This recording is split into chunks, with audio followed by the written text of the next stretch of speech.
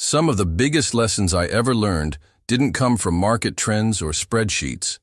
They came from silence, from missed connections, from the people I judged too quickly, and the opportunities I never gave a real chance. In this story, I'm going to tell you about a young founder I dismissed, a woman I should have held onto, and a version of myself I had to leave behind. It's a story about missed chances, second looks, and what happens when you finally learn to see past the surface. So grab your coffee, settle in, and listen close, because this one isn't just about investing. It's about presence, perception, and why learning to see the soul before the surface might be the most valuable return of all. The sky was the color of wet cement. A breeze, cool and steady, whispered over the dunes and stirred the dry sand into faint vanishing trails. He sat alone, barefoot on a weathered wooden chair, watching the sea shift between gray and silver. The ocean didn't roar today. It breathed, calm, measured, and deep, like someone who had finally made peace with what they couldn't control. He was older now, not old enough to disappear, but far enough from the chase to no longer be running.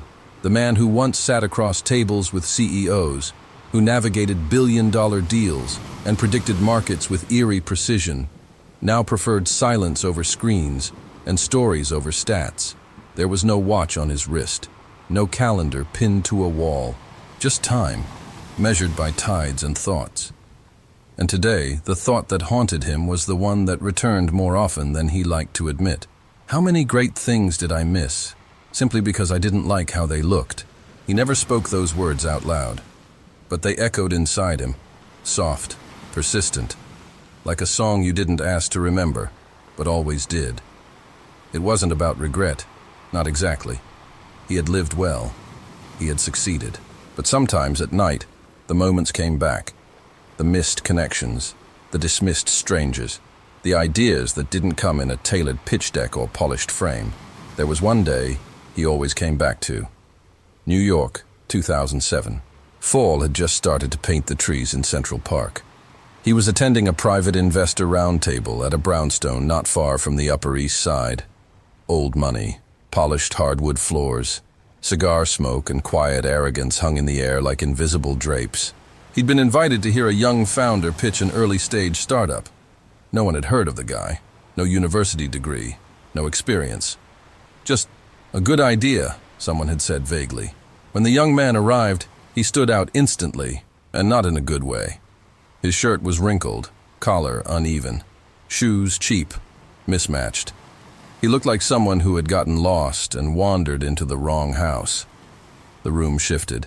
People adjusted in their seats. Small smirks exchanged like currency. And yet when he spoke, something stirred. Not because the pitch was smooth. It wasn't. The young man was nervous. He paused too long. He forgot numbers. His voice cracked. But beneath the nerves was something else. Conviction. Fire. Vision. Still, when the time came, the room declined. Politely, professionally, including him. Too early, too risky, not our model. That startup, it would go on to redefine an entire industry. Not just survive, but dominate. And the young man? He never forgot who didn't believe in him.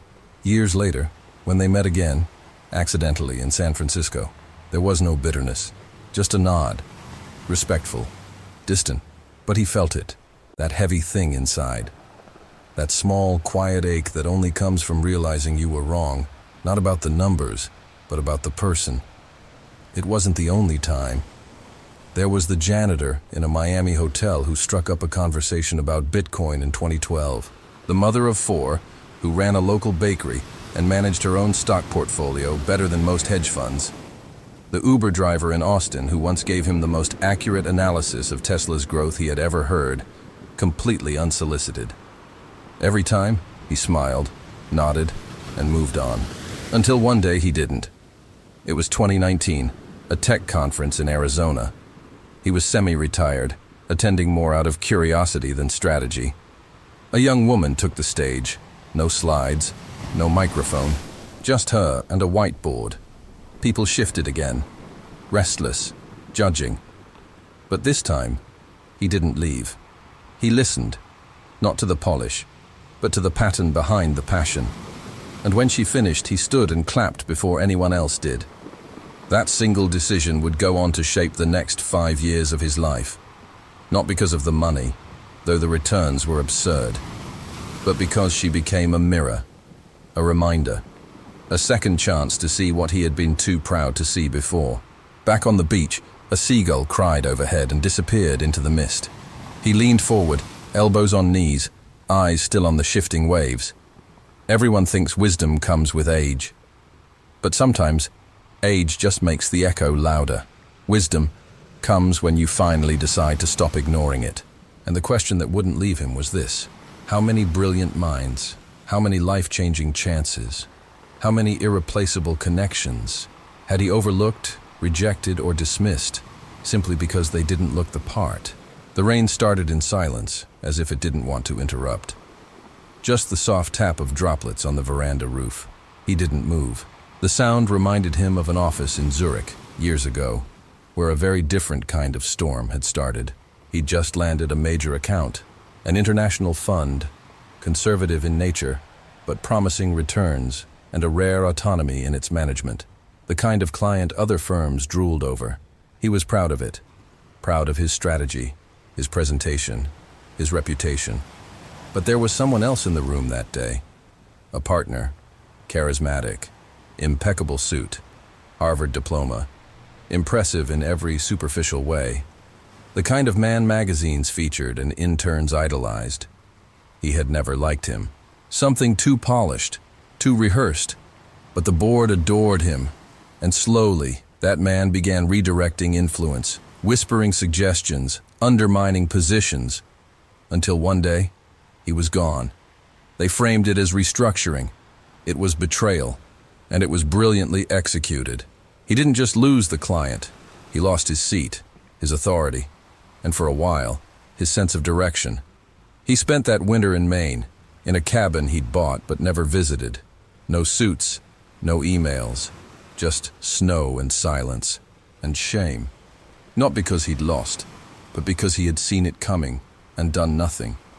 Because once again, he had judged by appearances, trusted the wrong person because they looked like the right kind. It was during that exile, if you could call it that he remembered Henry.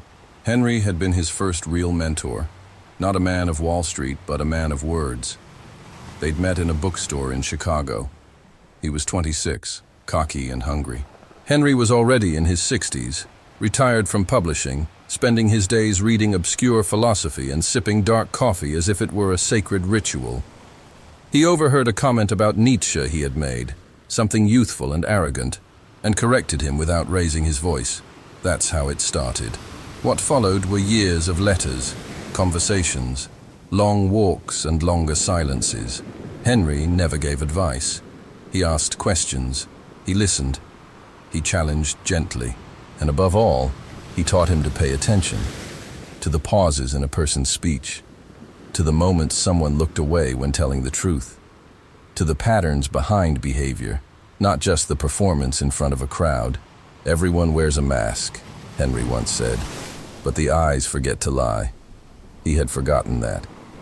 After Maine, he returned, not to reclaim a throne, but to rebuild on better ground. Smaller projects, selective partnerships, quieter impact. It was during this time he reconnected with David, an old college friend he hadn't seen in over 30 years. David had taken a different path, dropped out, built a modest life as a mechanic, then a small business owner. Nothing flashy, no articles in Forbes. But when they met again at a mutual friend's memorial, David looked content, not wealthy, not successful by traditional metrics, but grounded, peaceful, kind. They went for coffee, talked for hours, and for the first time in years, he felt heard without being evaluated. That night, he journaled something he hadn't written since his 20s. I think I've been winning the wrong game, but transformation doesn't come without resistance. In 2020, right before the pandemic, he was approached by a young entrepreneur, an app developer with a wild idea to merge social responsibility with tech efficiency. The pitch was passionate, but chaotic. The presentation clumsy. The branding all wrong. His instinct told him to pass. But something held him. A line the girl said, almost casually, just before ending the call. I know this probably sounds crazy. Most people don't listen long enough to find out it's not. He stared at the phone after it went dark, and instead of closing the file, he reopened it. 2 weeks later, he invested. Not the biggest check, not the flashiest move, but it would become one of the smartest decisions he ever made. Not because the company succeeded, though it did, but because it marked a shift, a return to seeing. He started changing how he chose projects. He began prioritizing founders who had been rejected, ignored, or underestimated. He looked past logos and LinkedIns into character and clarity, and along the way, he met Asha. Asha wasn't an entrepreneur. She was a schoolteacher in Detroit. He met her through a community investment initiative. She was mentoring inner-city youth, helping them learn financial literacy, using outdated textbooks and broken calculators. She had no funding, no exposure. But her kids were outperforming schools with 5 times the budget. He offered to help. She politely declined. I'm not trying to grow this into a startup, she said. I'm trying to change lives, one at a time. That night, he couldn't sleep. He ended up donating a library, anonymous. No name on the plaque. But the impact, that stayed with him. Because not every opportunity is meant to scale. Some are meant to root. The rain had stopped. He stood now, barefoot in the sand, letting the foam reach his toes. Memories came in waves, faces, voices, the sound of applause and the silence of regret. He had money, still did, but what he was rich in now was vision, not foresight, but insight. Revelation minor, plot twist 1. He opened his email. There it was, a reply to the letter he had sent, from someone he hadn't heard from in over a decade. 3 lines. I always knew you saw it. You just weren't ready. I forgive you. But I hope you finally stopped watching the surface. The sea was louder that morning. Not angry, just assertive. The tide pushed higher up the shore, rearranging the patterns it had drawn the day before. He sat on the edge of a wooden bench, watching. The same stretch of sand, never the same twice. The message still sat in his inbox. 3 lines. A decade of silence condensed into a whisper of grace. But what haunted him wasn't what she had written. It was what he had never said. Her name was never spoken aloud now, even in his private thoughts. She had been more than a partner. She had been a mirror. The kind that doesn't flatter, but reveals. They had met at a conference in Boston. She was one of the keynote speakers, unassuming, understated, almost ignored during the reception. But when she took the stage, the room shifted. She didn't pitch ideas. She told truths about value, about how the financial world had become obsessed with surfaces, about how we measure worth in metrics that have nothing to do with meaning. He was captivated, not romantically, not yet, intellectually, spiritually even. They started exchanging ideas, then emails, then weekends. It grew slowly, then all at once. But the world around them didn't understand. She wasn't market material, no MBA, no pedigree, no sheen. When he introduced her to his inner circle, the dissonance was immediate. One night, after a dinner with colleagues who barely acknowledged her, she said quietly, "You don't need to defend me, but you might want to ask yourself why you feel like you have to."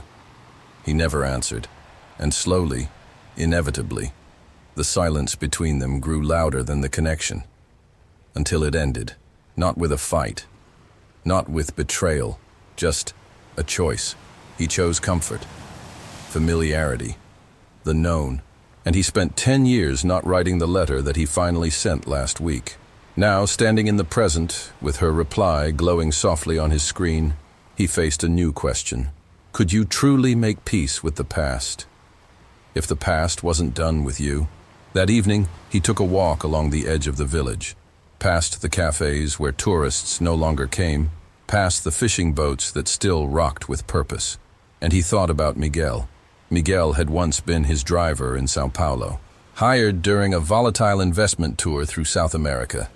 Quiet, always early, always watching. One night, After a long day of boardroom chaos, Miguel took him to a small restaurant off the main street. Nothing fancy, just family-run, 5 tables, handwritten menu. They sat, ate, talked. Miguel had been a trader once, small scale, local markets. Lost everything when his partner stole from him and vanished. He could have fought back, but instead, he forgave, sold everything, started over. Now he drove, not because he had to, but because it gave him time to listen. Money's not the currency anymore, Miguel said. It's presence. Most people can't afford to give it. He'd never forgotten that. Presence. How many rooms had he sat in? Physically present, but emotionally gone. How many people had stood in front of him, hearts open, while he checked his watch? It was easy to hide behind spreadsheets, harder to face silence. But now, silence was all he had, and he was finally listening. A week after receiving her reply, he booked a flight, not to find her. That would have been selfish. But to visit the place where it ended, he needed to stand there again. Not to rewrite the ending, but to understand it. It was a small town in Oregon. She had moved there after they drifted apart, to teach at a local community center. Financial literacy for underserved families. The kind of work that didn't trend on LinkedIn, but changed lives slowly, one person at a time. He arrived quietly, didn't reach out. Instead, he walked the town, ate at a diner she used to love, talked to a teenager she had once mentored, now running her own eco-business. Listened to an elderly woman who had learned to use online banking because that lady from the East believed she could. Her fingerprints were everywhere, but her face was gone. One night, after walking through the empty park, he sat on a bench near the old church and opened his notebook. He wrote, "You were right, not just about me, about all of it. We built a world that rewards shine more than substance. But I've stopped polishing. I just wanted you to know, I finally learned how to see." He tore out the page, folded it, and left it tucked beneath the bench. Not because he expected her to find it, but because some truths don't need a recipient, just a release. A month later, back at the beach, a package arrived. No name, no return address. Just a small sand-colored envelope and a card inside. 4 words, handwritten in faint blue ink. "You always had it." Below the note was a photo. Him, laughing, not in a suit, not on stage, just barefoot, holding a cup of coffee, sitting beside her. In a moment he had forgotten, but she hadn't. He stared at it for hours, not because of what it showed, but because of what it revealed. That somewhere, before the deals, the awards, the losses, and the fear, he had known how to see. And for a time, he had simply forgotten. That night, he began something he hadn't done in decades. A new portfolio. But this one had no stocks, no projections, just names, people, conversations, opportunities he'd missed. And at the top, in bold ink, second chances. The notebook sat open on the table, its pages rippling in the sea breeze. He stared at the names. Some were smudged by coffee, others circled, a few underlined twice. No balance sheets, no performance curves, just moments, encounters. Some he barely remembered, others he would never forget. The tide was higher today, like it had something to prove. But he wasn't watching it. Not this time. He was making calls. First was to David, the old college friend, the one who had chosen a quiet, grounded life and never asked for recognition. They hadn't spoken since the funeral. The line rang 4 times, then a click. "Hey, been a long time." David's voice came through, tired but warm. They talked for an hour, about nothing and everything. Before hanging up, he said, "I never told you, but that day at the coffee shop, you gave me something I didn't even know I'd lost." David paused. "Perspective?" He smiled. "That too, but mostly patience." Next was Asha. He asked her if she needed anything for the students. She laughed. Everything, always. A week later, she received a crate of tablets and a handwritten letter that simply said, "You don't need my help, but the world needs yours." One by one, the names became actions. He wasn't chasing redemption, he was closing the loop. But the final name on the list wasn't one he could call, or find, or write to again. It was his own. Because the man who had started in this world with ambition and sharp suits wasn't the one who now watched the ocean with soft eyes and calloused hands. He had built empires, yes, but somewhere along the way, he had missed building himself. Not entirely, not forever, but enough to feel the fracture. And now, he was putting the pieces back. Not with noise, with stillness. Not with urgency, with intention. One morning, just before sunrise, he stood knee-deep in the ocean, letting the waves push against him. He closed his eyes and remembered the first pitch he ever gave. Young, nervous, desperate to impress. He'd memorized every statistic, anticipated every objection. But when the meeting ended, the senior partner had said something he never forgot. You know your numbers, but do you know yourself? Back then he didn't. Now, maybe. Later that week he received another letter. From the same hand, same blue ink, same faint, elegant curves. It wasn't your eyes that failed. It was your fear. But fear is forgivable, as long as you don't feed it twice. He folded the note carefully and slid it into the back of his notebook, next to the photo. That page, the one labeled Second Chances, was no longer blank.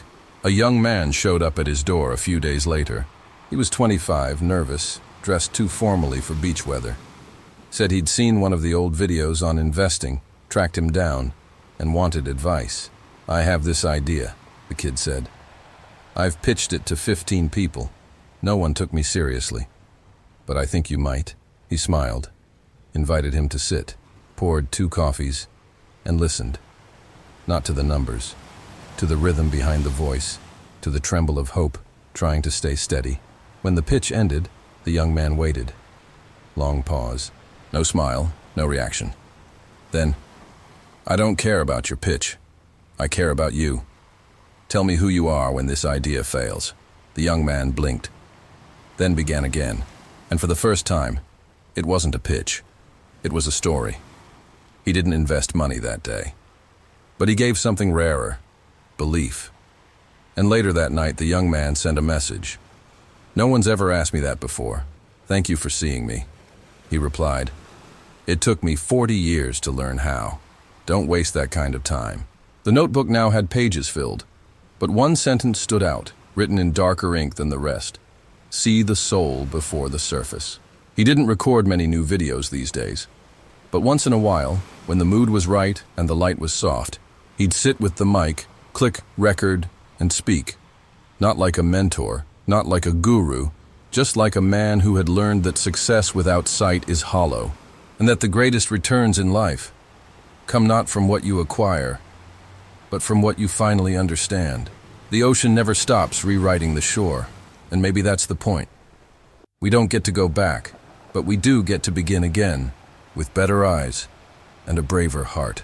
How many great things did I miss, simply because I didn't like how they looked? Fewer now, because I finally learned to see.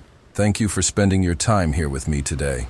I know you've got 1,000 other things pulling at you, and the fact that you chose to sit with this story means more than I can say. If something I shared helped shift a perspective, opened a memory, or reminded you to look a little deeper, then it was worth telling. We don't always get second chances, but sometimes, just seeing things clearly for the first time is enough. Take care of yourself. Take care of those who don't always shine at first glance, and I'll see you in the next one.